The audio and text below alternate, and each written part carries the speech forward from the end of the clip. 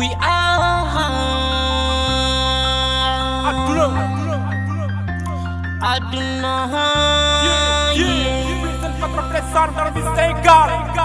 We want Africa. Yalla mon fille mon doté am paxum jàll jënu ji ma nappijé mam nee na xamu je suis devenu sédentaire parce que je ne comprends pas les gens de mon pays qui n'ont vécu la misère. Bu jógal fi nga toog kay sonal fi nga xool bu toogee ba weddi nga xam li lu war wi géej bu lëndëm yow nga xalaat fu nappijé wi li na amul lu dul moom nga yaakaar insala dina mësta baaye ko anoo wi xaale wi xanda wela jango mett ndax yàlla moo du neena wu atita demal ut volonté ouye uda touris en carton de mucho nit ki loo am yàlla mooy maye nit ki loo na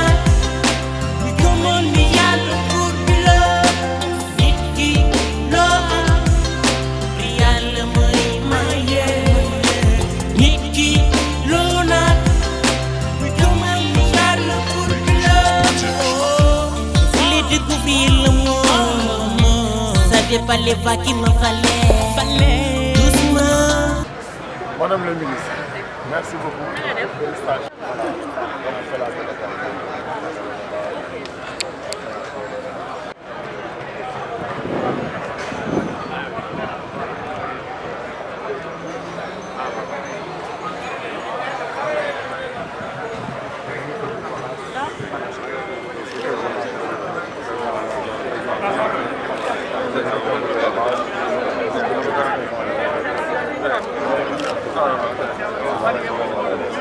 C'est le ça c'est le directeur de l'élevage, M. Damsel. C'est le ministre du Presse, du quotidien Moine Entreprise. Papa Diarra dañ lay jaar léegi bokk ci voilà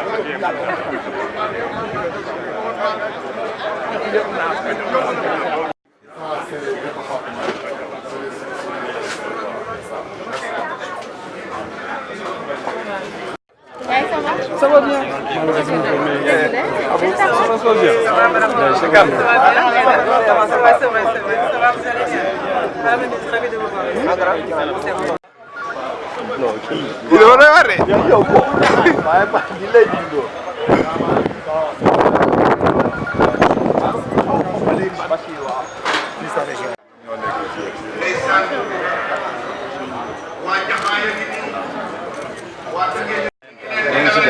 Ça va bien. Merci beaucoup.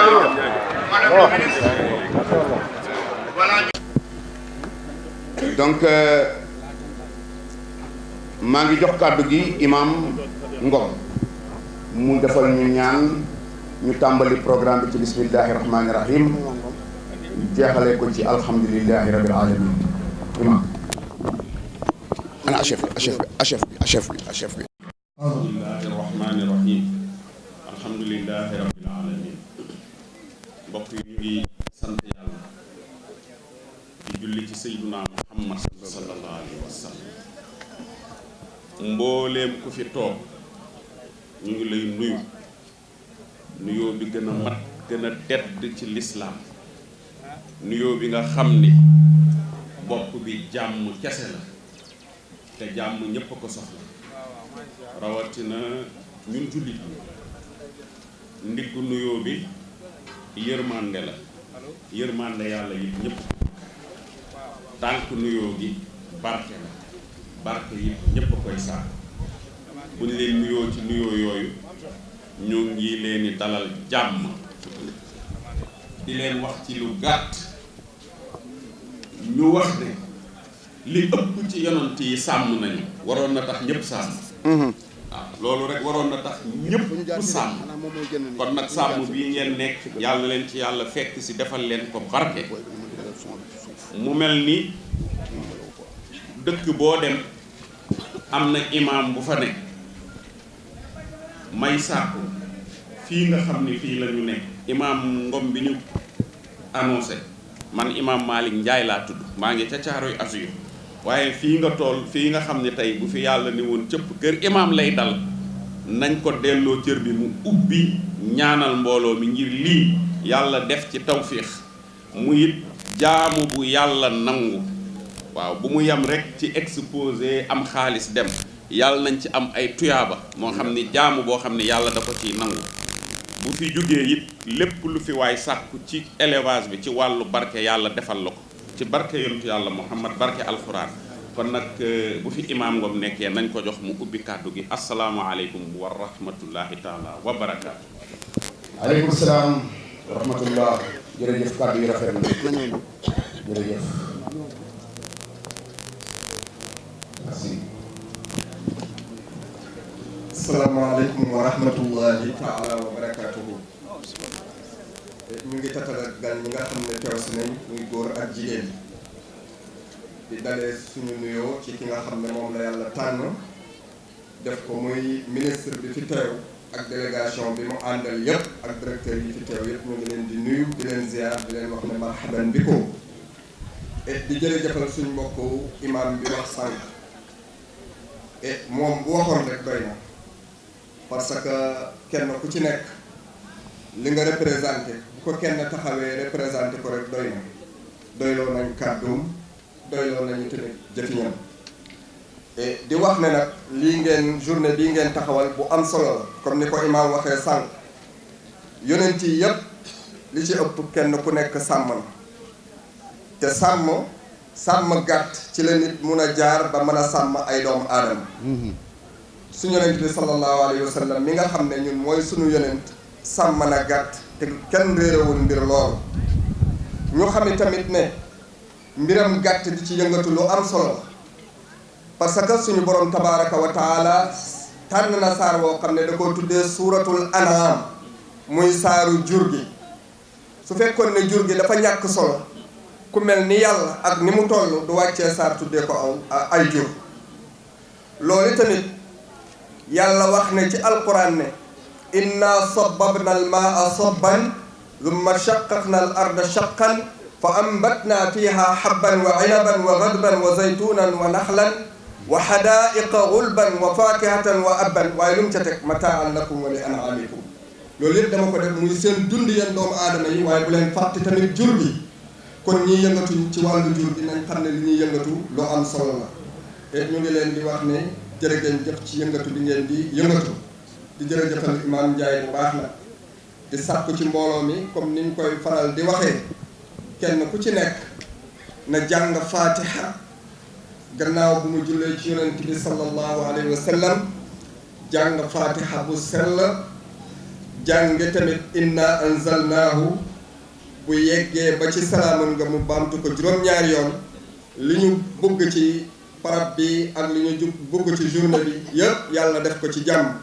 su ko defee ñu jàng tamit li ilaafi Qurayshin yàlla aar ñu aaral ñu réew mi aaral ñuy tamit mbooleen ñi nga xam ne ñooy yëngatu ci réew mi muy góor ak jigéen yëpp surtout éleveurs yi ñu buñ paree ñu tëjee ko salaatu bu waay di jëfoo ndax Sénégal moom dëkkub diina la Sénégal dëkkub tariqa la amul kenn ku nga xam ne ci Sénégal wala li ci ëpp nekkuloo ci benn tariqa booy yëngatu tariqa benn bu ci nekk nag dafa am salaatu bu mu tànn di ko jokkoo ci yonent bi sallallahu alayhi wa sallam su ko defee tariqa yi yëpp nag ak salaatu yi yëpp fi ñu jëm mu nga jëm ci yàlla su ko defee kenn ku ci nekk salaatu bi ngay jëfoo rek nga tëjee ko ñaan gi bismillah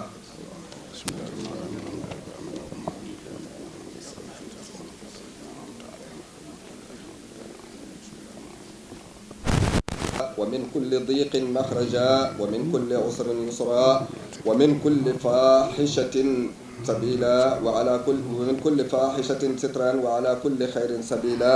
برحمتك يا أرحم الراحمين يا رب العالمين يا كاشف الضر قد جل ضرورتنا وليس سواك في دار يكشفها عدتني اللطف بعد اللطف متصلا وأنت باللطف بعد اللطف تردفها وجد بفضلك ما أوليتني كرما فجد بفضلك ما أوريتني كرما فجد بفضلك ما أوليتني كرما وليس للعبد إلا رب يكشفها بحرمة اللهم صل صل على سيدنا الفاتح لما أغلق والخاتم لما سبق ناصر الحق بالحق والهادي إلى صراطك المستقيم وعلى آله حق قدره ومقداره العظيم سبحان ربك رب العزة عما يصفون وسلام في الدنيا وسلام في الآخرة وسلام على المرسلين والحمد لله رب العالمين. فاتح. amiin jërëjëf imaam. amiin yaa rabbal aalamiin. xar ba ñu naree yonent yàlla Ismaïla di ko sàkkal pexe xar moo ko remplace kon lu rëy la nit ku ko topp itam ku rëy la ñu ngi leen di nuyu yéen ñëpp di leen gërëm di leen sant. jërëjëf Sangomar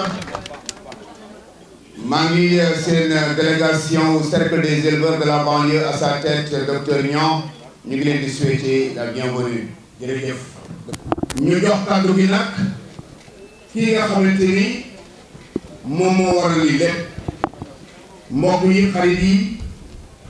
kenn dootu ko présenté dans l'élevage du Sénégal Sangomar wax na ko léegi ndax lépp loo xamante ne war na ko def ci élevage du Sénégal def na ko amatul lenn lu muy tuuti mbokk yi xarit yi maa ngi jox kàddu gi kii nga xamante ni mooy le président de ADER. tàccu leen ma ko bu baax a baax monsieur Sibérou Diakhaté ngeen tàccu ma ko bu baax s'il vous plaît monsieur Sibérou Diakhaté.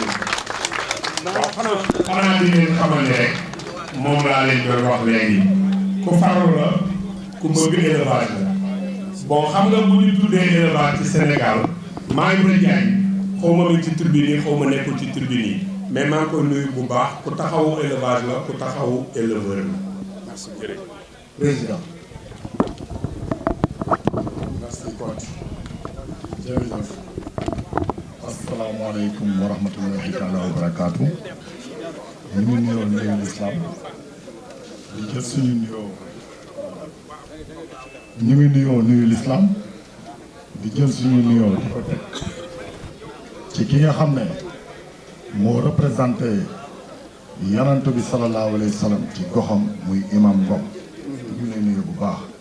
di jël nuyoo bi di ko teg sa loxo nga tegal ñu ko ci loxo gox bi yëpp di nuyu aussi tamit ñi nga xam ne ñëpp teew nañ fi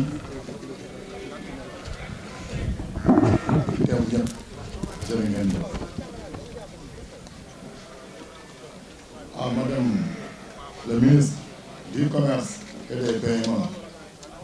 la marraine de la cérémonie madame Aminata Assome Diatta, monsieur le gouverneur de la région de Dakar, monsieur le préfet du département de Rufisque, monsieur le sous-préfet du département de Bambilor, monsieur le maire de la commune de Jaxaay,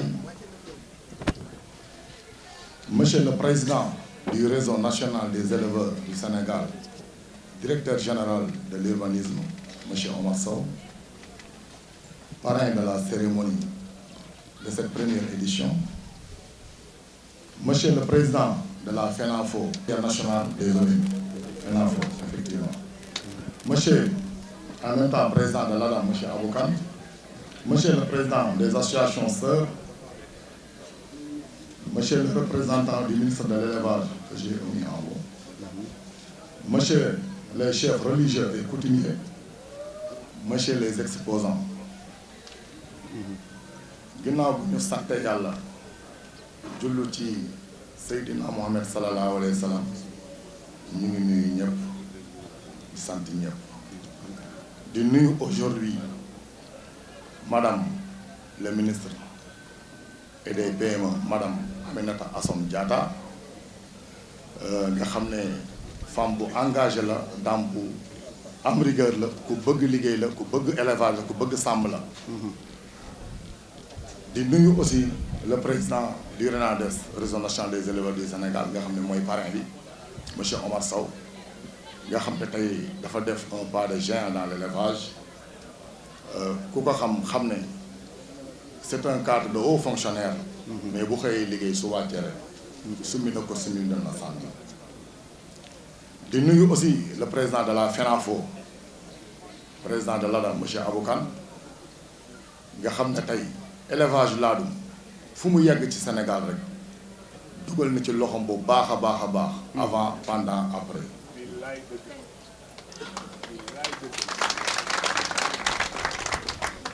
ma commencé ci madame le ministre tey jii bi ADER taxawee di def première édition ñu jël thème bi tuddee ko retour à l'agriculture retour à l'élevage baykat la zone sud la dëkk Ziguinchor basé wu Thiès dëkk à la cité gendarmerie mu nekk sama xarit ñu yàgg loolu daan àndandoo di def suñuy sport yi les dimanches tout ku ko xam-xam ni ku bëgg sàmm la keroog bi ñu toogee ñu proposé ay marraines yàlla dogal aussi tamit moment boobu chef de l'État di ko soog a confier ay responsabilités di renouveler confiance am parce que moo nekkoon directrice du commerce de l'extérieur je pense bien. alors mu renouveler confiance am ci moom jox ko ministre du commerce te ku xam ne ne secteur boobu képp kuñ ko jox rek da ngay nekk nit ko xam ne moom da ngay compétent. absolument compétent rek ko loolu gox bi yëpp kontaan ci parce que boo xoolee secteur bi ñu dëkkee fii yëpp je pense que 2 ministres ñoo fi nekk donc bi ñu ko nommé ñun ñu kontaan ci. mu nekk bu ñu la joxee ndomba généralement nit ñi dañ naan sant naa yàlla waaye ndax nañu wax alhamdulilah rabbil alamin nañu wax bismillah. yegg si na ñu ngi koy dalal jàmm di ko tatagal di ko. Maodo Lo maa ngi koy seen maa ngi seen Abdou Koli maa ngi seen. borom te boo amee ndomba tànk nit ñi dañ la wax félicitation mais aussi nañ la ñaanal donc loolu ñu koy ñaanal en quelque sorte mu nekk une victoire qu'on va savourer ensemble. te pour nga xam ne pour par sa modeste personne Ziguinchor la jógee amoon fa ay rendez-vous ay conférence ak yu mel noonu rencontre ak yu mel noonu ci ziar sax la demoon jël premier vol pour être à l'heure précise donc elle a donné corps et âme pour être là. loolu noonu rëy na trop ci ñun te xeebuñu ko te keroog bi ñu ko koy marrainer bi ñu ko interpellé automatiquement daf ne j'adhère xam nga loolu aussi ku la ko defal c'est une marque de considération c'est une marque de confiance loolu ñu ngi ko ciy sant bu baax a baax a baax vu la mobilisation bi mu def parce que ñii ñëpp nekk ci ginnaaw ñoom nañu moom moo ànd ak ñoom suñuy jabar ñoo ci nekk ak samay jabar xam jabar délégué bi mel noonu waa cité bi ak ñeneen donc loolu rëy na trop ci ñun alors donc madame la ministre ñu ngi lay sant di la ñaanal yàlla yi nga xam ne ni sumb nga ko président am ci confiance dénk la ko fi nga ko bëgg a yóbbu yàlla na la fa yàlla yóbbu ak moom ba nga amaat yeneen promotion boo dëkkee ci koñ nga jàkkaarloo kër borom kër googu doomam am bac wala doomam ñu nommé ko leen loolu développement la ci quartier ñun ñëpp dañ ko war a ñaanal donc ñu ngi la ci ñaanal bu baax président Renades moom c'est un ami c'est un grand frère Renades ñu ko xamul mooy le réseau national des éleveurs du Sénégal donc ki koy diriger moo nekk nii le directeur général de l'urbanisme je suis le secrétaire général du Renades bëgg sàmm keroog aussi bi ñuy toog di ko parrainer journée bi dañoo toog def une assemblée générale parce que man damay dox ci démocratie jiite ay nit taxul nga moom leen man démocratie lay dox bi ñu toogee ñu tudd ay tur ñenn ñi ñu ngi jógee ci ay événement majeur bi ñu leen parrainé sonn nañ parce que parrainé wala marraine dafa metti parce que da ngay surseoir sa activité yëpp surseoir lépp li nga doon def mobiliser ay nit dugal ko ci sa temps pour ñëw toog ci cérémonie boo xam ne xamoo ban heure lay jeex en longueur de journée loolu ku la ko accepter defal la ko da nga koy sant rek keroog bi ñu toogee xool daal di proposer turam assemblée générale bi fi nekkoon ñëpp a ko valider tàcc ko parce que am na fu mu fekkoon élevage mu ñëw ak équipe bi mu àndal le vice-président Djibo Wade que je salue de passage ak président association yi nga xam ne ñoom ñëpp dañoo nekk ci Renades ñu ñëw toog discuter daal di ànd jiital ko à la tête du Renades pour ñu def liggéey lu jëmale élevage ci kanam mais bi mu ñëwee dafa apporter un pas de géant c'est-à-dire à l'époque pour nga gis fi grands ensembles bu taxaw mën a organiser benn affaire c'était très difficile mais bi ñu ñëwee avec le RENADES on touche du bois yàlla defal ñu loolu. ñu ngi naan ADER dafa gaaw a màgg mais ADER li muy def ni culture RENADES la parce que journée jaxaay bi ñu defoon fii madame le ministre de l'élevage l'ex-ministre Aminata Mbengue Ndiaye daf ne man de RENADES daf maa jaaxal juddu tey bëgg am ay béjjén tey di mbëkkee tey de telle sorte que ay événement phare lay def à l'espace de 7 mois mu def ci 5 événements majeurs les 45 départements yi nekk ci Sénégal fu ci nekk mu dugal fa ay géniteurs pour lutter contre l'amélioration de la race locale. Vous savez très bien que le Sénégal a une petite race. À l'époque da ngay yor benn jeune mâle mu def 2 ans nga rey ko peser ko doo ci génne 23 kilos 23 kilos boo ko xoolee kilo bu nekk boo ko ne jaayee 2500 c'est moins de 75 000 francs yow nga yokk pour 2 ans donc RENADES bi mu ñëwee loolu la gën a amélioré jël des géniteurs laadum dugal ko ci 45 départements yi jël des géniteurs laadum dugal ko sur les 14 dans les 14 régions du Sénégal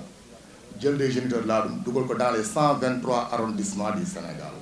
ça nous reste les 523 villages RENADES def na loolu aussi te loolu ay œuvre la ak équipe bi mu àndal aliment bi ku nekk dafa xam ne ni dafa cher parce que éleveur saa yoo ko tàllalee micro laaj ko élevage li mu leen njëkk a wax mooy sàmm gi daa metti dafa cher bi ñu ñëwee ak ay œuvre am ak équipe bi mu àndal waxtaan ak ñi nga xam ne ñoom ñooy defar aliment bi ñooy defar l'intérieur ñu defal ñu des prix préférentiels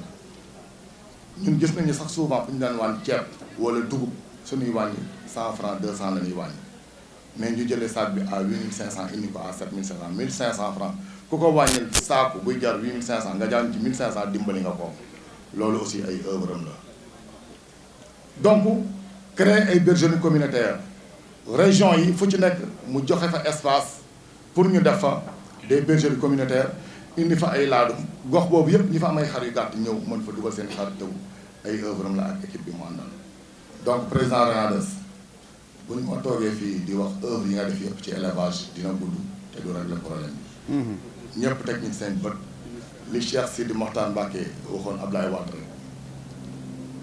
ba mu ñëwee ñu ne Ablaye def na li da ko woo ne ko Ablaye mu ne ko bul yàq sa liggéey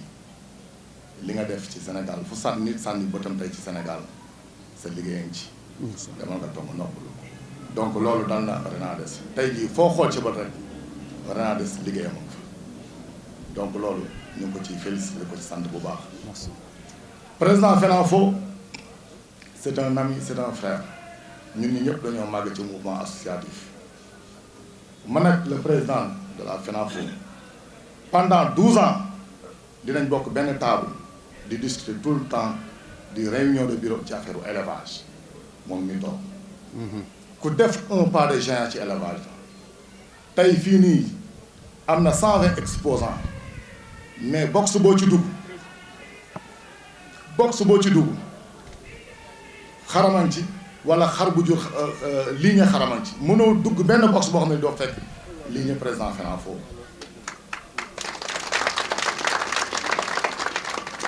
te aussi mal bu baax buñ fi wax rek su jaarul ci loxoom papaam jaar na ci loxoom wala yaayam jaar na ci loxoom macha allah muy Bachir di boy séeréer notable mais xam ne ni man ça fait partie de mon honneur nga xam ne maa koy doon liggéey ci def ci 105 sujets 5 mortalités mu jógee Mali tey ñu exposé ko mu ngi nële box 71 moom booy séeréer la booy séeréer jibee ko jur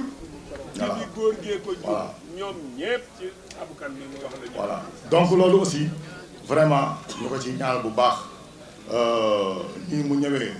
nekkaat ci milieu bi def commencé waat di liggéeyaat pour def un pas de géant parce que amoon na ay gàllankoor ñu ngi ñaan yàlla na ko yàlla gën a saxal gën ko dolli wér ñun ñëpp yàlla may ñu wér ñu yàgg fi ba fi ñu bëgg a yóbbu élevage Sénégal ñu yàgg ko di aussi di wax ci parrain Luc Nicolaï aussi boole nañ ko suñu parrain yi parce que moom aussi foire bi da cee jàpp bu baax a baax nan la ci jàppee ngoon déjà war na fi def signature de contrat mais j'ai demandé pour ñu def ko sax demee parce que du fi xaj ñu def ko 4 télévision ñooy ñëw jël ko direct des signatures de contrat loolu moo fi def box yële am pokal yu weex yi moom moo fi exposé ses meilleurs sujets la fi indi tout le temps mu ngi fii ñëw jàpp na ci avant pendant même après mu ngi ci aussi ñu ngi koy remercier bu baax a baax a baax a baax je ne saurais terminer sans pour autant remercier aussi les membres de l'ADER. Parce que ADER man dëkkuma Daaru Cubb sama bergerie moo fa nekk mais ADER dañ ma adopté ñoom dañ ma adopté taxawal seen association fekk ma tukki ñu créé ko désigner seen leader def ko ci ay vidéo envoyé ma ko Makka ma kontaan ci trop ñaan ko ca Kaaba ga ñëw moo tax bu ñu naan 8 mois mu def lii ADER mën na def lu raw lii wallaahi parce que keroog bañ may yónnee vidéo bi ma koy xool maa ngi toog ci buntu Kaaba gi te ñaanal naa leen fa donc ñii luñ ne lépp lu ñu def ci un pas de géant dans l'élevage bu mu leen bett parce que soow jombul bël parce que ñaan amul lu mën mais aussi bu ñu ko mënee def dañ ko def en collaboration avec le RENADES en collaboration avec les sponsors en collaboration avec les partenaires di terminer pour remercier aussi NMA FKS B2K parce que B2K moo fi indi plateau médical bi di nuyu aussi le directeur qui a beaucoup de responsabilités au ministère des Finances monsieur Sow nga xam ne structure bi ñu teg fi pour permis de conduire moom moo ko décroché ñu koy remercier bu baax par le biais de son épouse qui est membre de l'ADER di remercier aussi waa B2K plateau médical bi ñun ñoo ko fi nii donc ñun dañoo taxaw rek comme concepteur mais lépp jàmbur yee ko def mais du ma terminer nag c'est remercier moi aussi la commission femmes et jeunes en élevage qui est dirigée par Diamaram Solandé ñooñu aussi ñu ngi leen di féliciter bu ñu defee nii rek dañuy fàtte parce que personnalité yi toog ñoom directeur de l'élevage ñi laay mujjee parce que ñii dañoo am des mentions spéciales waaye ñu daanal rek gis naa la bi ñuy ñëw war a def tour yi nga changé protocole bi dugal ko fii te fii la ñu waroon jaar ñëw la indi leen fii agenda bi ngeen changé may leen ñu li des bàyyi leen comme ñun alors donc du ma aussi pare sans pour autant ma remercier président association yi fi toog yëpp président Adel jàpp na ci bu baax Sami Diakhaté président Djibois jàpp na ci bu baax Maïga Diagne gis naa léegi booy ñu ngi ñëw ne ma jox nga leen benn enveloppe ñu ngi lay sant bu baax loolu sa culture la voilà loolu sa culture la donc loolu aussi ñu ngi leen ci sant bu baax monsieur le directeur de l'élevage Dame Sow xam nga ñun souvent damay dégg sax ñu naan président Aboukan l'infatigable wala di ko wax Omar Sow wala di ko wax keneen mais man je vois que c'est lui l'infatigable. wallaahi ndeysaan. vous savez pourquoi keroog bi Adel di def cérémonie c'était un nekk fa di ko présider boobu moom mu ngi Linguère xoolal Linguère ni mu tàngee mu jóge Linguère le lendemain mu def le tour des bergeries ñëw son bergerie Djibois bergerie yu mag yëpp mu jaar fa visiter chaque week-end mu ngi ci terrain bi te xaaru ci dara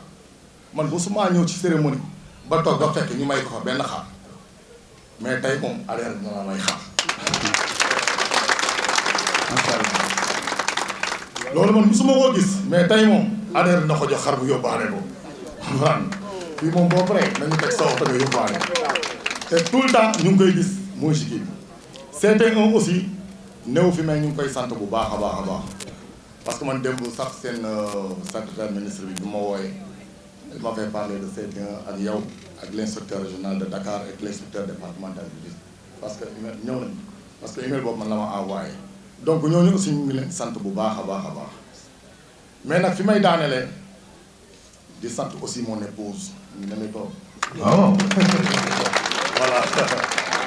du ma ñu xool la du ma ñu xool voilà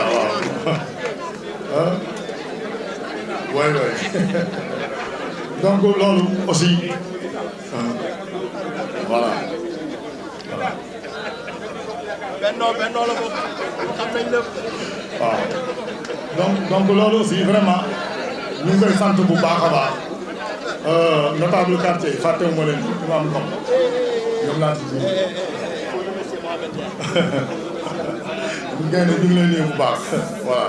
merci d'accord donc daal vraiment ñu daaneel sant ñëpp presque aussi ñu ngi leen di sant bu baax. Rugi fàttewuma leen ñun ñëpp ku lim waxuma la matal ku waxuma la lii ñoo ko defandoo ensemble chaque jour ci yàlla ñu ngi lay sant bu baax yow Seydou voilà di sant ñëpp di baal ci ñëpp di ñaan yàlla lii aussi tamit mu nekk une affaire durable merci coach. madame la ministre encore une fois je renouvelle nos remerciements. merci beaucoup. merci beaucoup président. tàccuwaat leen ko bu baax a baax s'il vous plaît. discours bi riche na. am na solo. merci beaucoup merci. asalaamaaleykum wa rahmatullah. gannaaw ba ñu sant yàlla julli ci Yonent bi sallallahu alayhi wa sallam maa ngi nuyu ñëpp góor ak jigéen mag ak ndaw di sant yàlla ci événement bi nga xam ne moo am fii ci gox bi muy cër boo xam ne dañ ma ko jox vraiment Sibéru Diakhaté wax na lépp Sibéru Diakhaté dafa di nit koo xam ne wax dëgg yàlla ku am détermination la nit ku baax je pense que jeunesse yi mën nañu jël exemple ci moom parce que nga xam ne def développement fexe luy yokk askan luy yokk am-am parce que tout ça c'est participation ci économie la donc ñu di ko ñaanal bu baax a baax a baax a baax a baax vraiment lii yàlla na ko yàlla def mu doon ay at yu bëree bëri bëri yàlla def ko ndam parce que nit ku am engagement ci jamono ji jafe na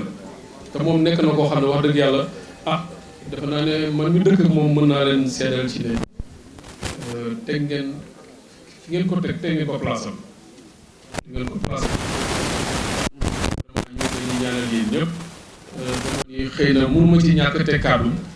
waaye comme ni ko Sangomar waxee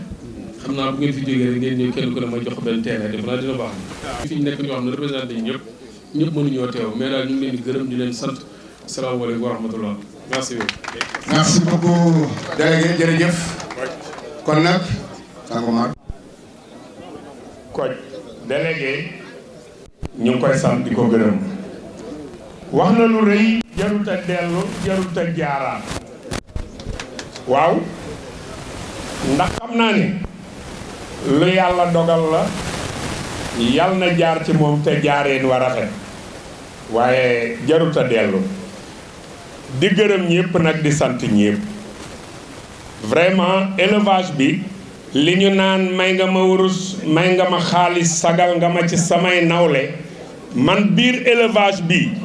lu nekk am naa ko ci te billaahi awma ci lu dul sama làmmeñ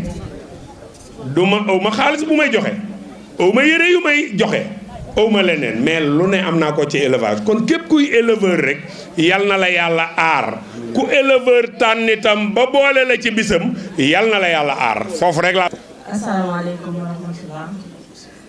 maa ngi leen di nuyu yéen ñëpp seen tur ak seen sant di leen ziar di am mbégte tey ñëwaat teg ci sama famille éleveur yi maa ngi tàmbali nuyoo bi ci président Sibéru macha allah bi muy tàmbali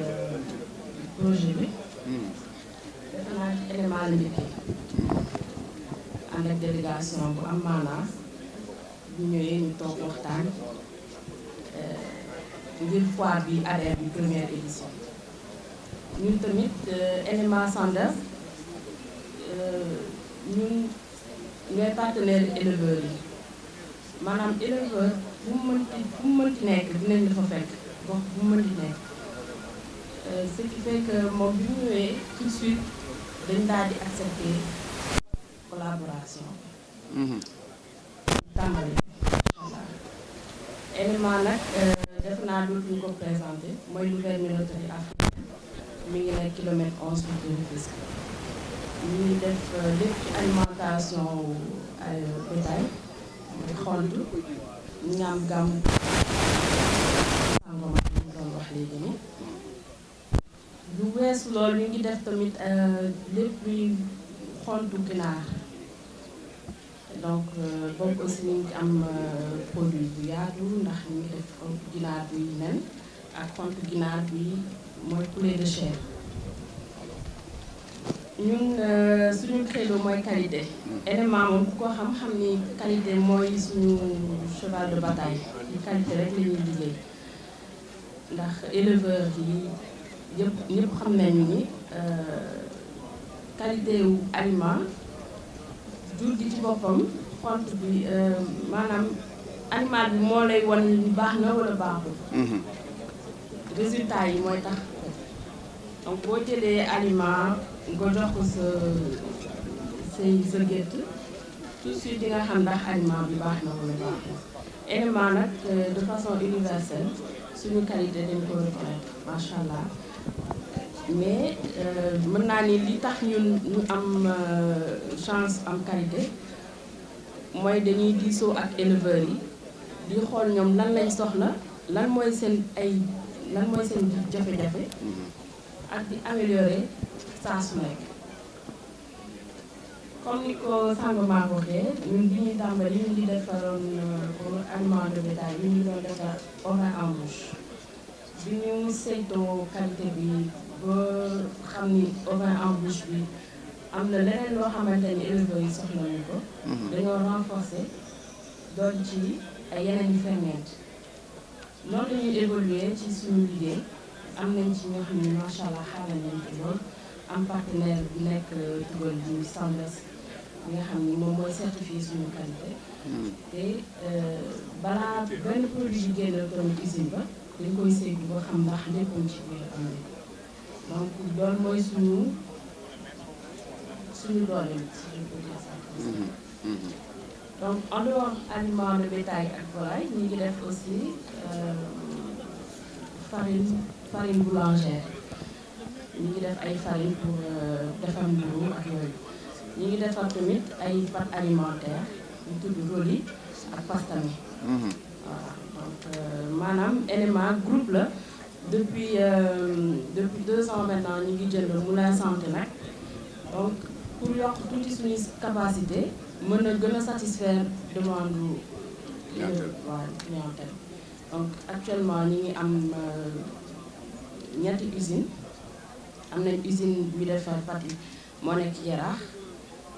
usine bi defar ak sant di gërëm bugguma lim nag parce que damay bañ a jiw mais président Abou Kane dama koy beral nuyoom à part topp ci président Omar Sow maa ngi koy nuyu bu baax di ko ziar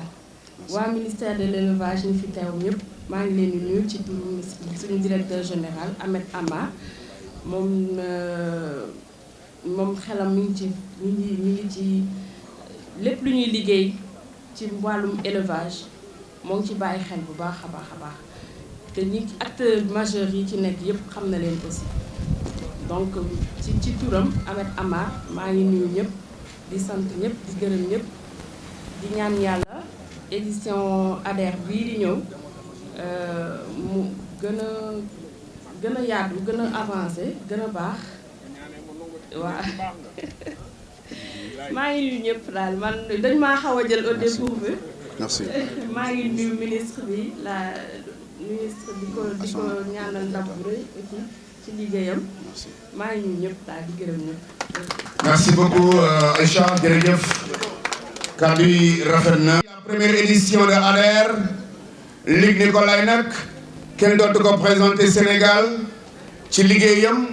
ci élevage mais également def bu baax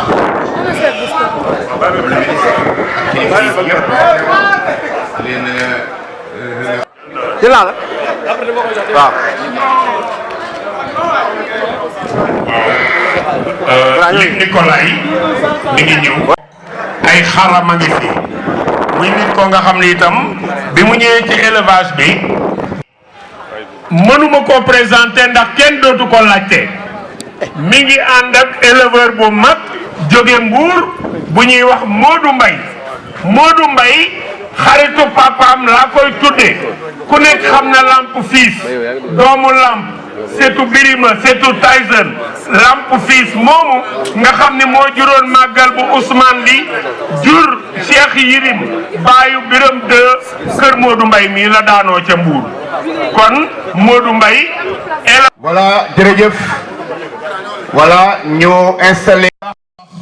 monsieur Abou Kane le président de la FENAFO, le président de l'Alliance pour le développement et l'amélioration des races. Encore une fois, ngeen tàccuwaat ko bu baax a baax. Kocc nag waroo moo na ba ma dem parce que Abou aussi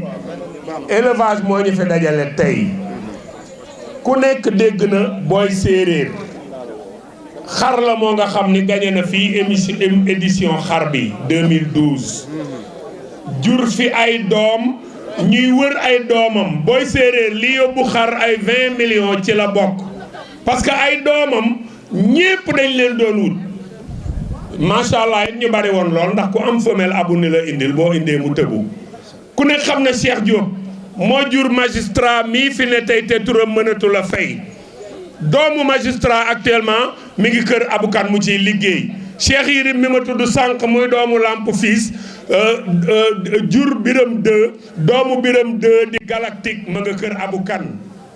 galactique moo gagné saladam bu mujj bi li duuf ci nag wi lépp xajul ci cin li bu nu waxee lépp yenn fi kon nan ba Abou mu dem.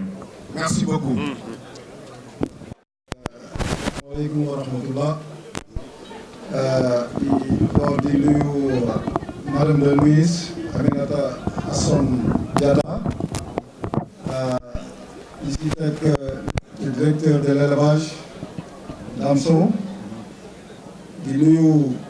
le président Omar Sow directeur de l'urbanisme et de l'habitat di nuyu monsieur Soumerou Diakhaté président de l'ADER di nuyu président association yi fi teew di nuyu imam yi fi teew di leen di jaajëfal si ñaan yi te di ñaan yàlla mu nangu ñaan yi di nuyu bépp mbooloo bu fi teew donc damay commencer par féliciter ADER si déjà seen création si seen ascension bu gaaw bi macha allah mais surtout si foire bu ñu organisé tey mu nekk vraiment foire bu rafet foire bu diversifiée te foire boo xam ni ils ont réussi quand même à regrouper le monde de l'élevage au sein dans cette enceinte. di féliciter aussi seen président Soumerou Diakhaté donc yaa ngi wax sànq ADER juddu na 8 mois ñu def seen foire loolu c'est à l'image de leur président bi nga xam ni lépp lu muy def daf si am pas-pas te comme ni mu ko wax sànq on a travaillé 12 ans ensemble dans le bureau de l'ADAM dafa doon nit boo xam ni su jàppee dara du bàyyi il va jusqu'au bout donc loolu xëy na moo reflété wu si ascension bi association bi am di leen di si féliciter bu baax a baax di féliciter parrains yi monsieur d'abord madame le ministre Aminata Assome Diatta bi nga xam ni vraiment wax fa dëgg yàlla am na jom bu baax ci ay collaborateurs am yàlla dafa def man ses collaborateurs les plus proches su may xarit lañu te aussi ay éleveurs lañu xëy na moo xamul loolu ma trahir secret boobu donc mu doon loo xam ni lu ñu rafetlu la donc parrainage bi ngeen ko jox lu mu yàlloon la surtout que suñu dégloo li Soumerou wax si moom suñu gisee aussi son cursus te gis nañ ni aussi ku oyof la comme ni nga ko waxee période bi dafa nekk période bu xaw a jafe ñoom ñu ngi soog a falu ñu ngi soog a am ay responsabilités yu toll nii te xam nañ ni surtout moom secteur bu mu nekk gis nañ fi lu mu moment yi ñuy traversé ces derniers temps avec les boulangers et réussite bu mu si am te aussi félicité au passage donc xam nañ ni seen temps dafa xat suy toogee nag lu mel nii un salon de l'élevage nga bàyyi sa yitte ñëw teew loolu dañ koy rafetlu te di si jaajëfal bu baax a baax di féliciter également le parrain le président Omar Sow mon grand frère mon ami bi nga xam ni yàgg nañu bi nga xam ni aussi mun naa seede ni ku bëgg élevage la donc c'est quelqu'un sur qui l'élevage peut compter bi muy comme ni nga ko waxee woon fii daaw foor fekke ma bi muy jógee Rwanda ñibbi si Sénégal man bokk naa si ñi mu njëkk a xam il est venu un soir fekk ma si suma opération tabaski ñëw ñu naanandoo ataaya ñu waxtaan mu ne ma Abou fu mu ne nii dugg naa si affaire bi nañuy dem nga visiter suma bergerie nga teg ma si yoon te depuis boobu ba léegi macha allah gis nañu avancement si bergerie te gis nañu pas-pas bu mu am si élevage bi te yàlla def na bi mu amee sa nouvelle fonction toog nañu waxtaan lu yàgg mu wax ma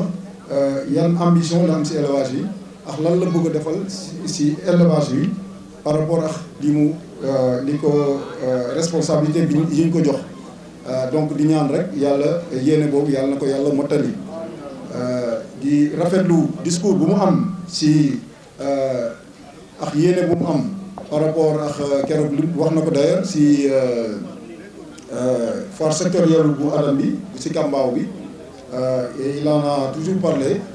éleveurs yi war nañu mën a organiser wu pour am ay chapiteaux am seen matériel bu bopp parce que daf ñuy foire yi bëri na te loolu xaw nañu sonal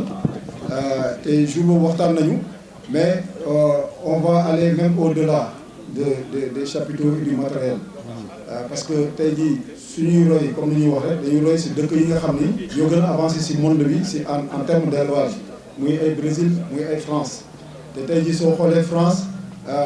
éleveurs yi ñoom ñooy am nañ seen i usine ñoom ñooy defar seen i pierre à lécher ñoom ñooy defar seen i collier ñooy def seen lépp tey jii ñëpp xam nañu benn kii structure bu mag bu ñu tuddee Alliance bu nekk en France ñoom ñooy defar collier yi ñoom ñooy defar pierre à lécher ñoom ñooy defar lépp soo soxlee dara dans les 24 heures ñu livré la sa bergerie donc loolu ñun mën nañu dem ba egg foofu suñu booloowee te am naa yaakaar ni booloo boobu aussi dina am parce que mu ngi si yoon parce que la semaine passée on a réussi quelque chose d'extraordinaire waxuma ñun sax élevage intensif bi ñu booloo mais ñun élevage intensif bi ak extensif bi ñun ñëpp ñu booloo parce que tey jii on peut s'unir dans la diversité ku si nekk da nga am sa spécialité mun nga béy sa waar suñu paree li ñu bokk ñun ñëpp ñu booloo nekk benn liggéeyandoo ko te loolu depuis un certain temps ñu ngi dox si loolu soo leen fàttali ko foire bu waa Reul bu nga xam ne seen président mu ngi fi toog on avait annoncé la couleur te waxtaan loolu jour boobu wax naa leen ni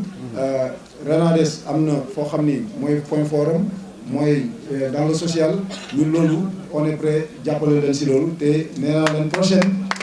kii bi ngeen di def à Thiès man dama siy participer te noonu laa participer woon si seen bourse familiale yi amoon Thiès. FENAFO aussi am na li ko état bi dénk am na li force fu mu nekk mooy gérer filière ovine bi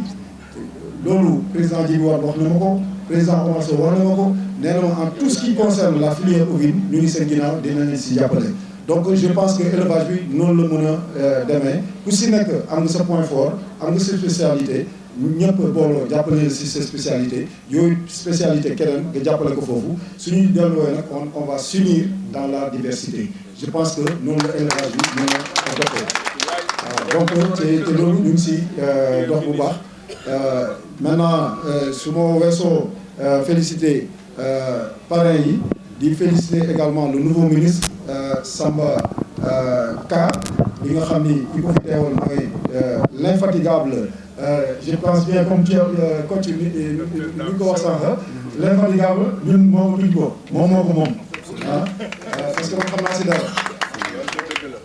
man xam naa si dara yéen da ngeen di wax peut-être suñu foire yi rek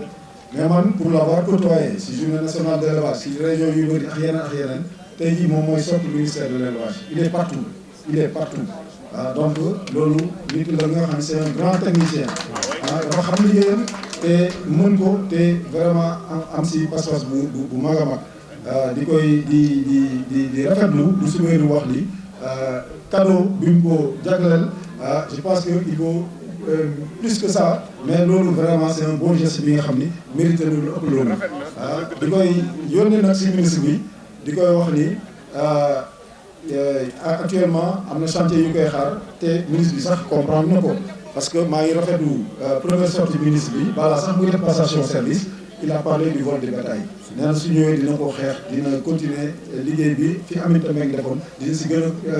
farlu pour que vol du bétail mën fii ñu mën ko éradiquer parce que aujourd'hui comme on le sait le vol du bétail plombe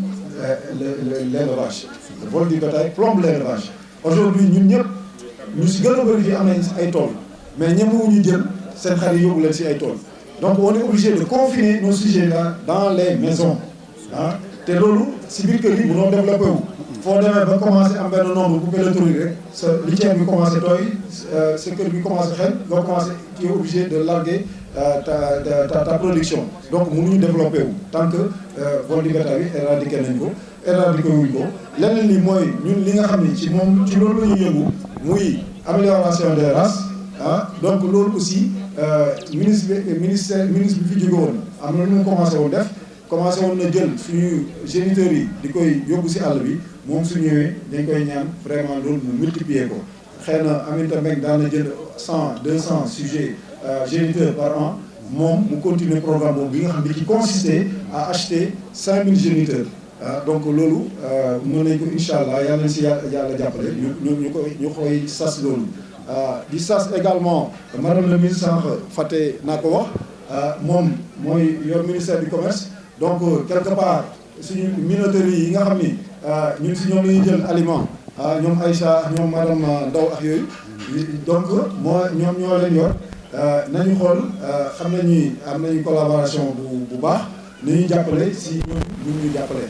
donc madame le ministre jàppale leen minoterie yi ñun ñu jàppale ñoom donc sans trop maa ngi bëgg a yàgg si kii bi di jaajëfal exposants yi fii yëpp di jaajëfal sponsors yi di jaajëfal assistance bi si seen discipline ak seen attention bi ñu am si ñun jërë ngeen jëf. jërëjëf président. merci beaucoup. merci beaucoup. ñu ngi jox kàddu gi waa B2K. mu nekk ñoo xamante ni kenn dootu leen présenté ci production ci wàllu xar ndax nag defe naa ni le champion bi nga xamante ne tey mi ngi tey nekk fële ca bergerie Galoya fanaan foofu la jóge encore une fois mooy ñaan ngeen tàcc ko bu baax a baax monsieur Khadim Thiam bu B2K. kon bergerie des deux Khadim mooy B2K kii mooy Khadim Thiam ak doomu ndeyam Khadim Diop yàlla leen yàlla sàmm ñooy jëlee Madia di noo Sibéeru doomu Madia nekk doomu Algor ñu jëlee ko bergerie Aboukan yóbbu ko Ndar ak Ndakaaru ndax ñaari bergerie Ndar ak Ndakaaru la ñu nekk Sibéeru dem jur fa xar mu ñu naan All Black mu liggéey ci ba jox ko xaritam Birane Gaye jël ci moom maal bu ñu naan Pam Ndaw doomu Abdou Fall Khalifa Tyson Junior kii mooy Khadim Thiam All Black moomu léegi suñu benn doom di suñu xarit bi ci B2K liggéey ba noppi moom la ñu ko jox mi ngi moom fii ci Tëngéej incha allah ku seetaan suba 18h30 sàmm jur gi sur la RTS 1 di nga xam kan mooy All Black jërëjëf. voilà Khadim kaddu gam.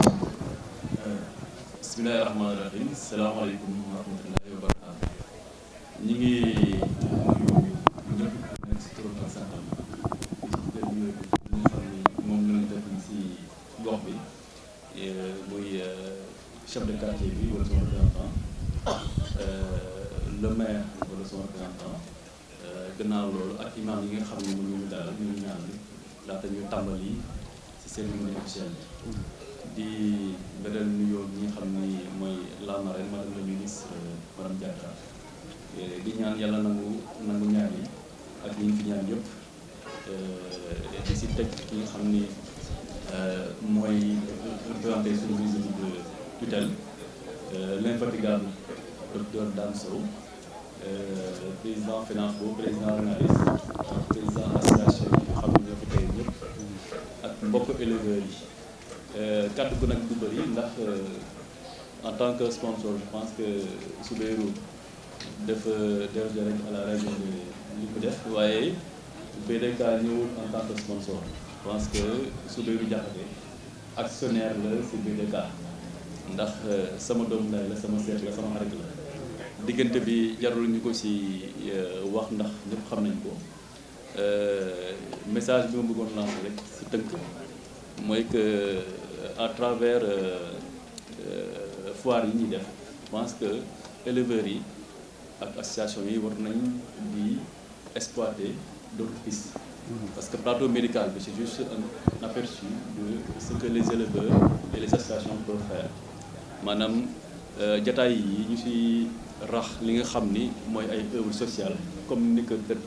président FENAFO waxee à l'endroit du RENADES je pense que day yokk légitimité ba pare day def appel du pied à d'autres sponsors day offrir aussi d'autres voies leneen li nga xam ne nag aussi président FENAFO ak président RENADES junj nañ ko te ñu nekk ci tànk yooyu ne leen ci éleveurs yëpp ak association yëpp bunge ndaxte lépp njëriñu élevage la ñi ngi doon xalaat sax au niveau de BDK di initier ay li nga xam ni war nañ ko def nañ ko ci intégré mooy mutuelle de santé parce que tamit ñi liggéey ci bergerie yi mooy ñi nga xam ñooy toppal suñu jur ndax ñun ñu ci bëri ku ci nekk da nga am sa activité principale ñi nga xam ne ñooy nekk ci bergerie yi wala ñi nekk aux alentours des bergeries il faut que ñu am fu ñu fajoo wala li nga xam ne ay couverture médicale boo xam ne war nañ ko am donc loolu aussi kii la tey nag jotaay bi moom dafa madame la ministre yi nga xam ni moo fi teew mbébét yi nga xam ni structures yi mag yi dañ nañ ko mbébét muy li nga xam ni mooy njaayum laadum bi maanaam ñu mën a écouler suñu produit parce que laadum bi ñëpp xam nañ ni que éleveurs yi léegi li ñu doon ñaan mooy mu tas gannaaw nag tas na ñëpp jot nañ ci wala li ci ëpp problème njaay bi nag dafa taxaw am na ñoo xam ne ñi ngi jaay am na ñoo xam ne ñi ngi jaay prix leen neex am na ñoo xam ne ñi ngi jaay waaye jaayuñu prix leen neex de loolu tamit xam naa ni madame la ministre moom incha allah bu ñu collaboré ak structures yi mag yi rek dinañ ci gën a taxaw dinañ ci am ay pistes de réflexion yoo xam ni yeneen bunt mën nañ ci feeñ